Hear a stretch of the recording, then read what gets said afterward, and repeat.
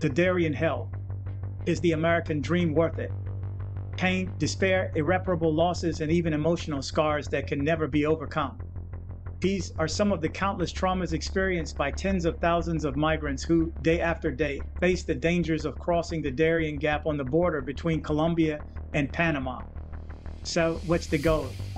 The search for happiness and stability for their families, which they cannot find in their home countries due to various economic, political, and social problems.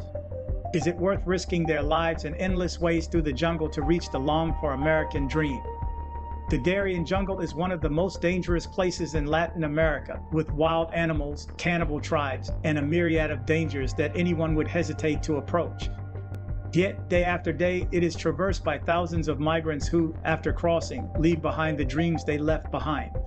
Colombians, Dominicans, and Venezuelans are just some of the nationalities that predominate on this journey. Want to know more about the dangers these people face every day to escape their reality? Subscribe to the channel and enable notifications. You won't regret it. Located between Colombia and Panama, the Darien Gap, whose name comes from the fact that there is no road between Colombia and Central America, has become a meeting point for thousands of migrants who flee their countries every day in search of the American dream.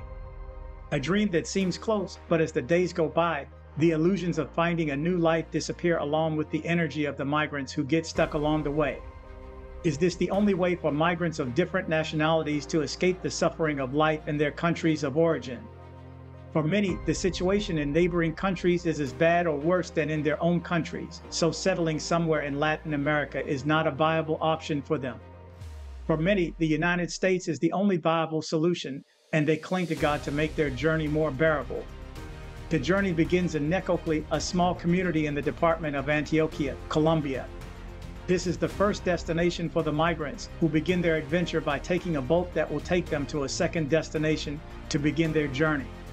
So, what's the price of migrating? In Necoclí, the migrant business has become a highly lucrative activity for unscrupulous individuals who make money on the backs of migrants.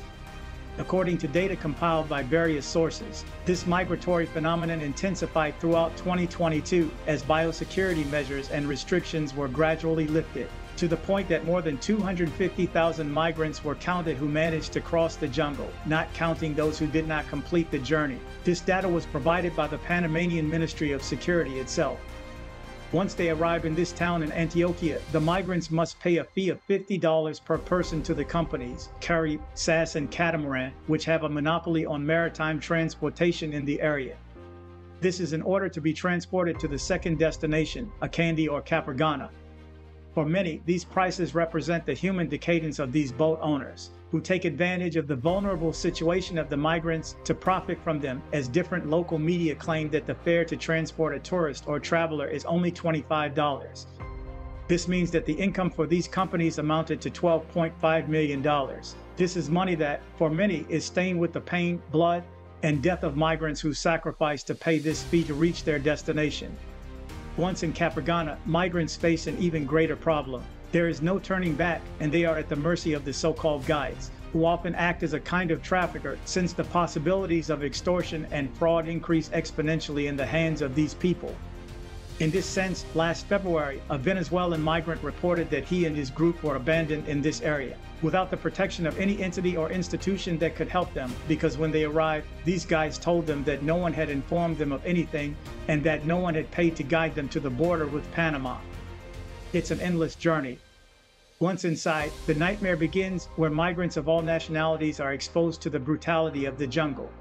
With a bag on their back, a bottle of water in their left hand, and a crucifix in their right, the migrants start walking, accompanied by these guides who have previously collected their fee to accompany them. $150 is the fee per immigrant to be guided through this unpleasant path. Is it worth paying? Does this price cover the tranquility of a tour under the expert eye of these guides? For many, this is abuse, but for others, there is no other way out. It's either that or be at the mercy of the jungle and reduce your chances of success. In order to better understand the business of the guides, we refer to an interview conducted by a Colombian media outlet with Carlos, one of the 26 authorized guides of Capurganá, who said the following: Look how this business is. The man from the maritime transport company, Catamaran, who only transports migrants and those who have resources, sends them through a can because there he gets paid for each migrant unloaded. We do not accept this extortion because we would have to pass this cost on to the migrants. But when he picks up migrants stranded in Necoclí who have no money, he sends them to us. After several hours of hard walking, climbing 45 degrees in the middle of the jungle, and overcoming incalculable obstacles, the migrants arrive at their first camp, where they can bathe, change clothes, and rest.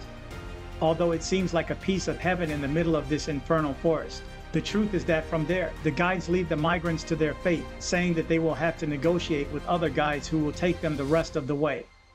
Disappointment, fear, and desperation due to the lack of resources overtake the migrants, who now have to pay more money to continue their journey.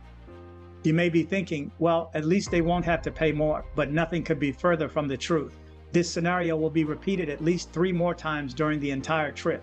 Do you think this is fair? Let me know in the comments. Is this the dreamland they expected to find? After more than 5 days in the middle of the jungle, crossing rivers, climbing mountains, and sleeping in camps in the middle of nowhere, the migrants finally managed to leave and make their way to their final destination, the United States. The last stop before leaving this nightmare is a camp administered by the UN, where migrants are cared for in a completely different way than they were treated in the jungle. Here, migrants are welcomed and given food, water, and even a place to bathe and rest for a few hours before being sent to the Costa Rican border. Once at the border with Costa Rica, another journey begins, toward the border with the United States, where thousands of other migrants risk their lives in the Rio Bravo to try to enter the land of the American dream, many with the false illusion that they will be allowed to enter and regularize their status. Although a few years ago the United States allowed migrants to enter its territory as a humanitarian measure and made every effort to legalize them, the truth is that after October 15, 2022, these measures were eliminated and the policy of closed borders was intensified, leaving thousands of migrants who had been waiting to enter the country until October 14th of the same year without hope. Recently, the migrants saw a small glimmer of hope when a rumor spread across the border made them believe that the United States had changed its policy for Migrants' Day. But as they rushed to the border believing that they were finally going to achieve their dreams, they were given a strong reality check, as this rumor was actually a false expectation created by unscrupulous people who do not mind playing with the feelings of these vulnerable people. The truth is that this measure of prohibition against migrants obeys a border protection policy that the country is promoting. This is in order to stem the flow of migrants entering the United States, which already exceeded 1 million last year. So, to summarize, will these migrants achieve their American dream? Is it really worth risking their lives and the lives of their families to cross miles of jungle for a dream they don't know if they will ever achieve? Do you think this policy should be kept? Let me know what you think in the comments. The only certainty we have is that the bravery of these migrants is undeniable, and there is not a single person who would blame them for fighting for their dreams. If you like this video, don't forget to subscribe to the channel and turn on notifications so you don't miss any new videos. Thanks as usual for watching. Please help those in need when you can.